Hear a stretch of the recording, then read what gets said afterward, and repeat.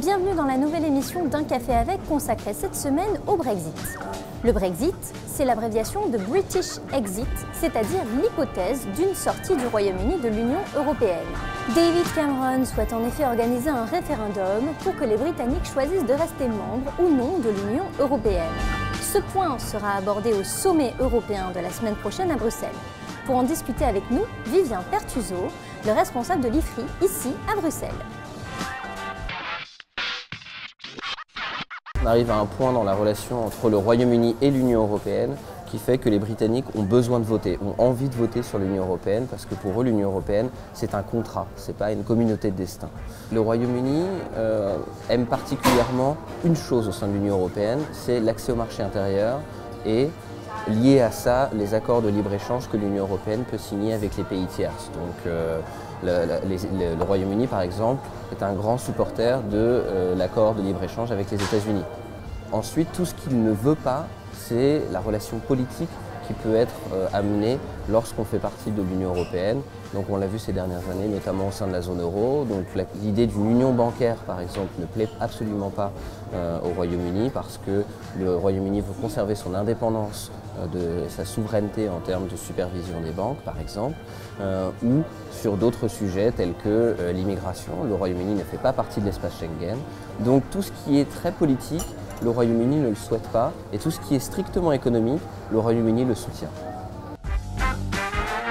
Les Britanniques pourraient choisir par référendum de rester membres ou non de l'Union européenne. Si jamais les Britanniques décident de voter en faveur d'une sortie de l'Union européenne, ce qui n'est absolument pas impossible, on a un mécanisme plus ou moins en place pour envisager cette sortie. Je dis bien plus ou moins en place parce que les traités de l'Union européenne prévoient une sortie de l'Union européenne, c'est quelque chose de relativement nouveau, mais les modalités précises de sortie ne sont pas explicitées. Le Brexit aurait un impact à la fois sur le Royaume-Uni, mais aussi sur l'Union européenne. Ce serait un choc économique très fort pour le Royaume-Uni, plus que pour l'Union européenne.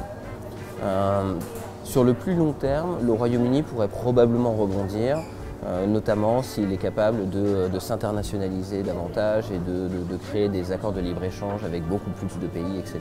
La grande chance des Britanniques, c'est que finalement, personne n'a vraiment envie de les voir sortir de l'Union. On a bien entendu parfois, près de ses propos à Angela Merkel, avoir dit « David, si tu n'es pas content, la porte est là », mais personne n'a envie de voir sortir le Royaume-Uni, donc est-ce que c'est toujours il est dans une position vraiment, finalement, assez confortable.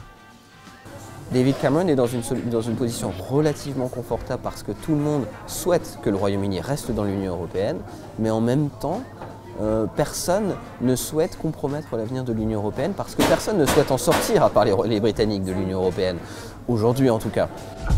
La semaine prochaine à Bruxelles se tiendra un Conseil européen consacré à la question britannique.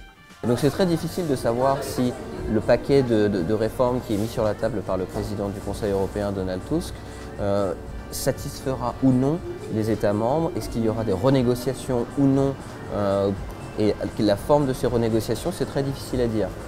Mon pronostic est qu'il y a quand même encore beaucoup de choses qui visiblement posent problème à beaucoup d'États membres et qu'il n'est pas absolument certain qu'on puisse trouver un accord la semaine prochaine.